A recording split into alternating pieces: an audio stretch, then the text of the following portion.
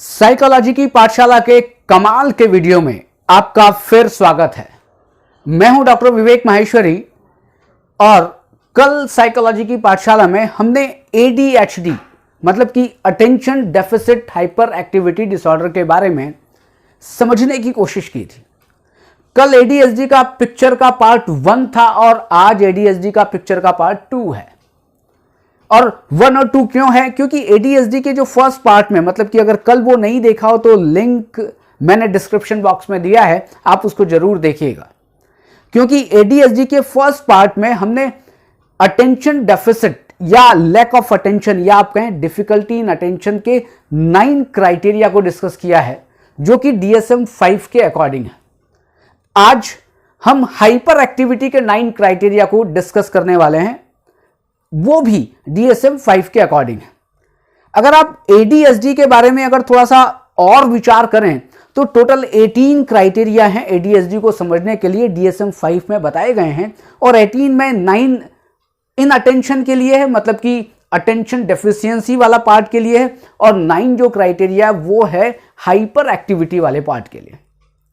ADHD के लिए एक बात और जरूरी है कि ये भी आप समझें कि कोई लैब टेस्ट इसके लिए नहीं होता है। आप CT स्कैन करवा लें, आप MRI करवा लें, आप और कोई ब्लड टेस्ट करवा लें, देखिए इसके लिए कोई भी लैब टेस्ट नहीं है कि आप लैब टेस्ट करवा के या कोई स्कैनिंग करवा के ये जान पाएं कि आपके बच्चे को ADHD है। इसके लिए अगर आपको असेसमेंट करवाना है तो फिर साइकोलॉजिस्ट के पास जाना पड़ेगा, साइकेट्रिस्ट के पास जाना पड़ेगा। उनके पास कुछ असेसमेंट टूल्स हैं और उन असेसमेंट टूल्स के बाद ये जो 9 क्राइटेरिया हाइपर एक्टिविटी के और 9 क्राइटेरिया इन अटेंशन के, इन दोनों पर वो साइकोलॉजिस्ट या वो साइकेट्रिस्ट उस बच्चे को जज करेंगे और फिर वो डायग्नोज करेंगे कि आपके बच्चे को ADHD है या नहीं है। एक बहुत बड़ा मिथ है, और मिथ ये है कि जब भी बच्चे मस्ती करते हैं, क्योंकि आजकल पेरेंट्स पढ़े लिखे हैं, इंटरनेट पर बहुत सारी चीजें सर्च कर लेते हैं, तो बच्चे अगर मस्ती करते हैं, बच्चे कुछ उधम करते हैं, बच्चों का पढ़ने में मन नहीं लगता है, तो कहते अरे मेरे बच्चे को ADHD हो सकता है। ऐसा बिल्कुल भी नहीं है। बिना डायग्नोसिस के, बिना असेसमेंट के आप अपने बच्चे को ADHD का पेशेंट मत मानिए। आपको डॉक्टर के पास उनको ले जाने की जरूरत नहीं है ट्रीटमेंट के लिए। पहले आप असेसमेंट करवाइए, फिर आप बाद में ट्रीटमेंट की बात करिएगा। तो आज हम डायरेक्ट उस टॉपिक पे आते हैं। आज टोटल 9 क्राइटेरिया हैं आपके सामने और वो है हाइपर एक्टिविटी से रिलेटेड। सबसे फर्स्ट क्राइटेरिया है ओपन विजिट्स विद और टैप हैंड्स और फीट। मतलब कि ये जो बच्चे होते हैं जो ADHD के, जिसको हाइपर एक्टिविटी हो सकती है या हाइपर एक्टिविटी के सिम्टम्स देखने को मिल सकते हैं, वो क्या करते हैं, वो अपने हाथ और पैर हिलाते रहेंगे, वो थिरकते रहेंगे। अब वो टेबल पर भी बैठे हैं, सीट पर भी बैठे हैं, तो हाथ कुछ मारते रहेंगे। आपको मेरा पैर तो दिख नहीं रहा होगा, पैर भी कुछ हिलाते रहे होंगे। मतलब ऐसे कुछ बच्चे होते हैं जो कि अपने हैंड्स को हिलाते रहते हैं, अपने पैरों को हिलाते रहते हैं, अपनी जगह पर हिलते डुलते रहते हैं। इसलिए ये फर्स्ट जो सिम्टम है या फर्स्ट क्राइटेरिया वो इससे रिलेटेड है। सेकंड क्राइटेरिया है leave seat in situation when seated is expected. कि जब उनसे बच्चों को ये कहा जाता है कि भाई साहब बैठना तुम्हारा जरूरी है, जब उनसे ये चाह रखी जाती है कि बैठना जरूरी है, मतलब कंपलसरी है, लेकिन फिर उस समय भी वो अपनी सीट को छोड़कर चले जाते हैं। उनसे स्कूल की क्लास में अगर उनसे कहा जाए कि देखो यहीं बैठना, आपको होमवर्क करना है, लेकिन उनको क्या है, अंदर ही कुछ दिक्कत हो, अंदर दिक्कत मतलब उनको हाइपर एक्टिविटी है, उनको ADHD की शिकायत है, तो वो बैठ नहीं सकते, वो एक जगह टिक नहीं सकते। वो कभी अगर यहां बैठे हैं तो थोड़ी देर बाद इधर सरक जाएंगे, इधर बैठ जाएंगे, कभी थोड़ी देर बाद इधर बैठ जाएंगे, कभी अपनी सीट से उठ के सुसु करने चले जाएंगे, कभी पोटी करने चले, कभी किसी अलग अलग काम के लिए चले जाएंगे। थर्ड आता है ऑफन रन्स अबाउट और क्लाइम्स। आप उनको ज्यादातर भागते हुए या कहीं ऊपर चल रहे हैं, नीचे उतर रहे हैं, मतलब ऐसे कुछ, और ऐसी जगह पर जहां पर दौड़ना या जहां पर चढ़ना उनके लिए भी डेंजरस हो सकता है, लोगों के लिए भी डेंजरस हो सकता है, वहां पर वो चढ़ने की कोशिश करेंगे, वहां पर वो भागने की कोशिश करेंगे। फोर्थ नंबर है अनेबल टू प्ले क्वाइटली।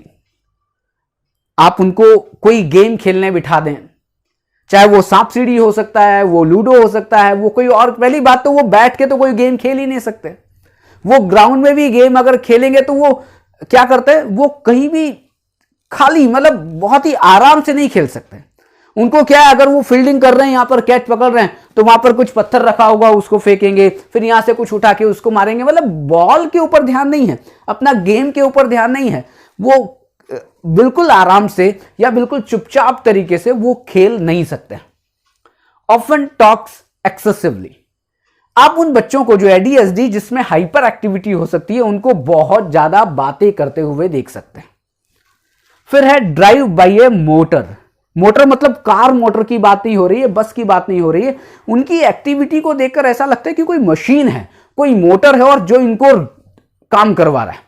मतलब कि वो इतने ज्यादा एक्टिव होते हैं कि लोग ये कहते हैं भाई साहब इतनी एनर्जी आई कहां से इसमें, लेकिन वो इतने ज्यादा एक्टिव हैं कि उनको लोगों को ये लग रहा है कि साहब कोई मोटर लगी हुई है, उस मोटर के कारण वो बच्चा चल रहा है।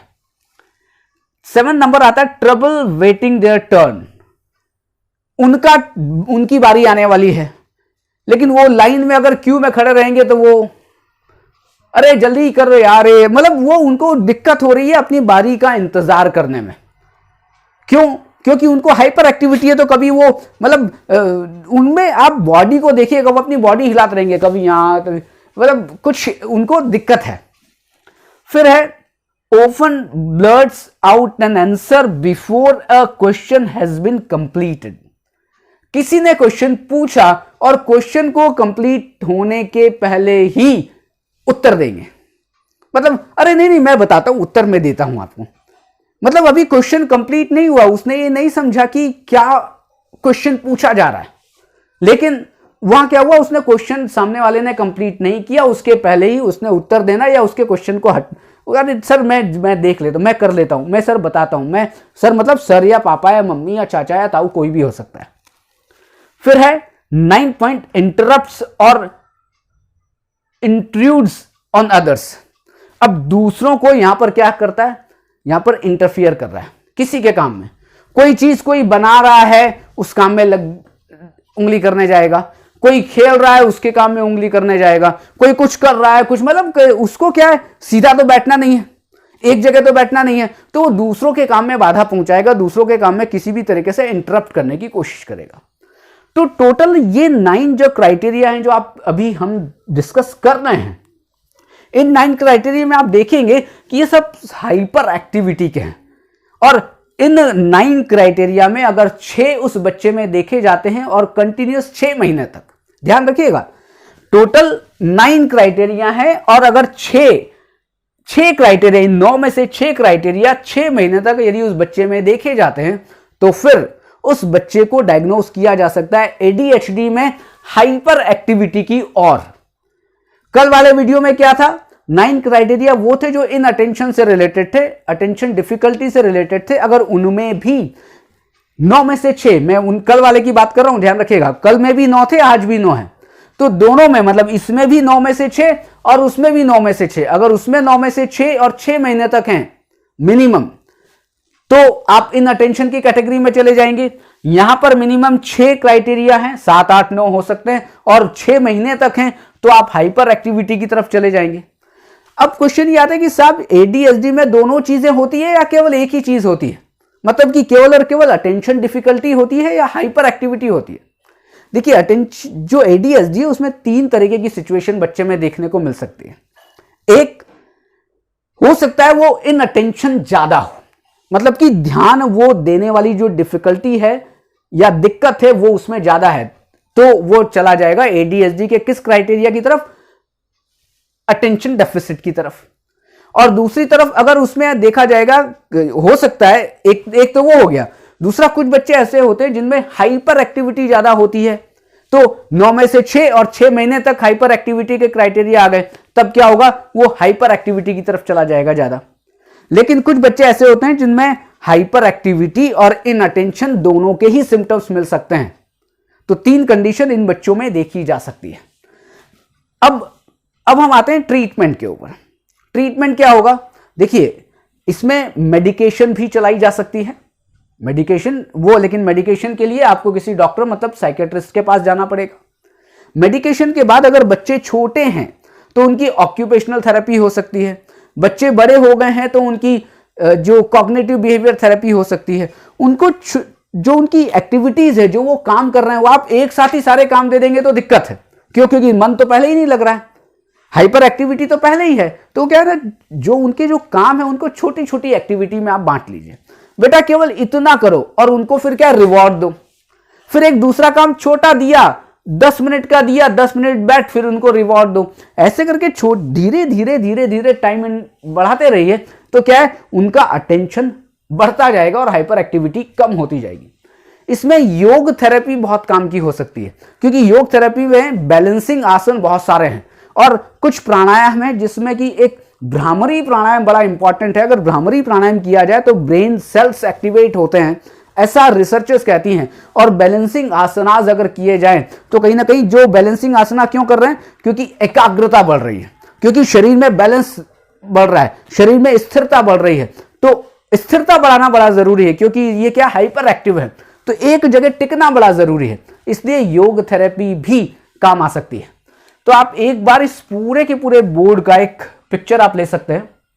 और ये ये पार्ट 2 है, कल एक पार्ट 1 बना था। तो इन दोनों वीडियो को आप पूरा देखेंगे, तब आपको समझ में आएगा कि ADHD क्या होता है। थैंक यू, कल फिर मिलते हैं एक नए वीडियो के साथ।